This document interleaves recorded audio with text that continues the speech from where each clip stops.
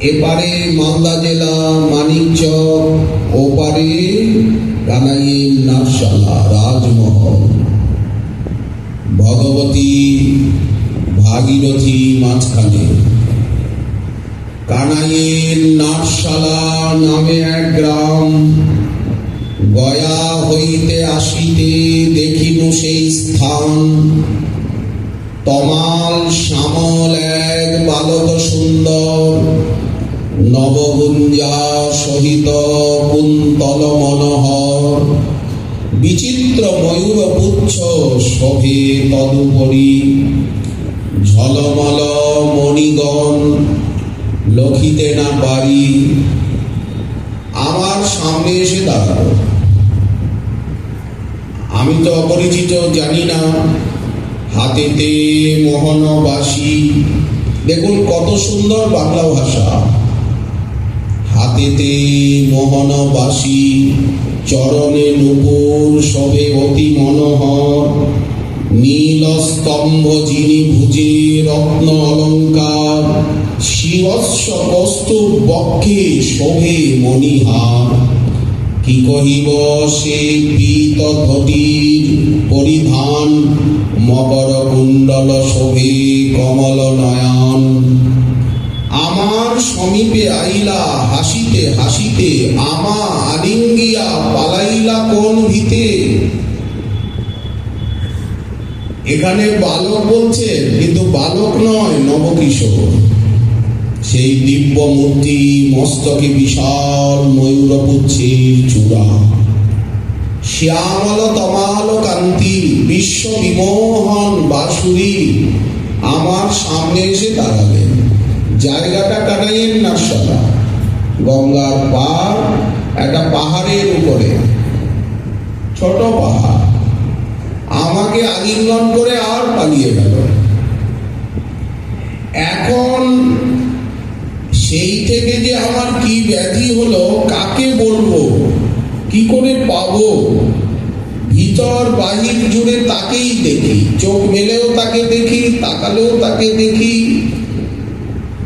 এই কথা বলতে বলতে প্রভু মূর্ছিত হয়ে গেল। মূর্ছা অপগমে আবার হা কৃষ্ণ হা কৃষ্ণ হা কৃষ্ণ হা কৃষ্ণ বলছে। এই যে আমি তোমায় দেখলাম, তুমি আমার সামনে দাঁড়িয়েছিলে, কোথায় গেলে? চারিদিকে সতৃষ্ণ নয়নে চাইছে। তোমার যে অঙ্গগন্ধ পাচ্ছি, বাঁশির আওয়াজ কানে আসছে, অথচ তোমাকে দেখতে পাচ্ছি না। এই ভক্তগণ এখন বুঝতে পারলেন প্রভুকে, যে প্রভু কেন কাঁদেন, কেন হাসেন, কেন এদিকে ওদিকে চান উদাস নয়নে, কাকে খোঁজেন? নিমাই পণ্ডিত, তুমি তো পরম ভক্ত হয়ে গেছো। পাষণ্ডীর বাক্য জ্বালা আর সইতে পারি না। পাষণ্ডীরা আমাদের নিন্দা করে। তোমার যে নয়নে জল দেখছি, নয়নাশ্রু, তোমার চোখের জলে আমাদের হৃদয় এখন আমরা শীতল করব। তপ্ত হৃদয়কে আমরা জোড়াবো তোমার ওই চোখের জল দিয়ে। তোমার সঙ্গে সঙ্গে এখন আমরা থাকবো, আমরা কৃষ্ণ কথা শুনবো, সংকীর্তন করব, তোমাকে নিয়ে নদিয়ার পথে পথে নৃত্য করব। সব পাষণ্ডীগণের বাক্য জ্বালা, পাষণ্ডীগণের গর্ব অহংকারকে আমরা খর্ব করব। যদি তোমরা তোমাকে আমাদের নায়ক করতে পারি, দেখব পাষণ্ডীর কটা মাথা কার। কে কে আমাদের ভজনের প্রতিবাদ করে। আনন্দ পেলেন ভক্তগণ, নিমাই পরম বৈষ্ণব হয়েছেন। শুধু বৈষ্ণব নন, পরম প্রেমিক। কি তার প্রেমাবেশ, কি তার চোখের জল, কি দৈন্য, দেখাই যায় না এত চোখের জল। কিন্তু সচিমা বুঝতে পারছেন না। বিষ্ণুপ্রিয়াকে বলছেন, বৌমা চিন্তা করো না, একটা শান্তি সস্তায়নের ব্যবস্থা করো। নারায়ণ পুজোর ব্যবস্থা করো, আজ পূর্ণিমা, আমরা নারায়ণের পুজো করব। নারায়ণ মঙ্গলময়, তিনি মঙ্গল করবেন। ঠাকুর মহাশয়কে বলা হয়ে গেছে, পুরোহিত মশাই আসবেন সন্ধ্যাকালে, কুলপুরোহিত আমাদের গৃহে তো নারায়ণ আছে, তুমি পুষ্প চন্দন পূজার সামগ্রী গুছিয়ে দিও, ঠাকুর মহাশয় এসে পুজো করবেন নিমাইয়ের মঙ্গল কামনায়। এখন কেউই বুঝতে পারছেন না প্রভু কেন কাঁদেন ত্রিভুবনপতি। আজ স্বয়ং ভগবান অখণ্ড অদ্বয় জ্ঞান তত্ত্ব, তিনি নিজের প্রেমে নিজে মগ্ন হয়ে অসীমের দিকে ভেসে চলেছে। আমরা ক্ষুদ্র জীব কি করে বুঝব এই প্রেমের আস্বাদন? দেখুন, এই প্রেম রস কোথায় ভাসিয়ে নিয়ে গেল? এই ভাসিয়ে নিয়ে প্রভুকে সন্ন্যাসী করে ছাড়ল। প্রভু সন্ন্যাস আশ্রম অঙ্গীকার করলেন, কিন্তু একদিনে না। এদিকে নারায়ণ পুজো হচ্ছে, নিমাই মা বললেন, নিমাই বসে দেখো, তোমার মঙ্গলের জন্য পুজো করছি। পুরোহিত এসে পঞ্চামৃতের দ্বারা নারায়ণের স্নান করলেন। উনি মন্ত্র উচ্চারণ করছেন, শচী আর বিষ্ণুপ্রিয়া দেবী দাঁড়িয়ে দাঁড়িয়ে পুজো দেখছেন। প্রভু আছেন মন্দিরের বারান্দায় বসে, অপলক নেত্রে উদাস ভাবে চেয়ে আছেন নারায়ণের দিকে। পূজা শেষ হলো, শচীমা এনে চরণামৃত ধরলেন, শান্তি জল ছিটিয়ে দিলেন পুরুত ঠাকুর নিমাইয়ের মস্তকে। গললগ্নিকৃতবাসী নিমাই প্রণাম করছে নারায়ণকে। হে বিপদ ভঞ্জন মধুসূদন, হে বিপদহারী, হে দুঃখ নাশন। শচীমাও প্রণাম করছেন, বলছেন আমার বাছার শরীরটা ভালো করে দাও নারায়ণ, তুমি তো বিপদ বারণ। বাছার শরীর মন ভালো করে দাও, বাছা নিমাই আমার দীর্ঘায়ু হোক, চিরজীবী হোক, আর আমি কিছু চাই না তোমার কাছে। বিষ্ণুপ্রিয়া দেবীও প্রণাম করে নারায়ণকে মনে মনে বলছেন, হে লক্ষ্মীকান্ত, হে নারায়ণ, কি চাইব বালিকা, আমি শুধু এতটুকু চাই, আমার প্রাণবল্লভের মতিটাকে স্থির করে দাও, উনি যেন আগের মতো আবার মতিমান হন। প্রভুও প্রণাম করলেন। বাড়িতে তো লোক মাত্র তিনজনই, ঘরের সদস্য তো তিনজনই। হে কৃষ্ণ, হে দীনবন্ধু, হে রাধাকান্ত, তুমি আমায় একবার দর্শন দাও। তোমার অদর্শনে আমি স্থির থাকতে পারছি না, আমার প্রাণ ফেটে যাচ্ছে। তুমি আমার সর্বস্ব, তোমার কাছে আমি আর কিছু চাই না, যেন জন্মে জন্মে তোমার চরণে আমার ভক্তি থাকে।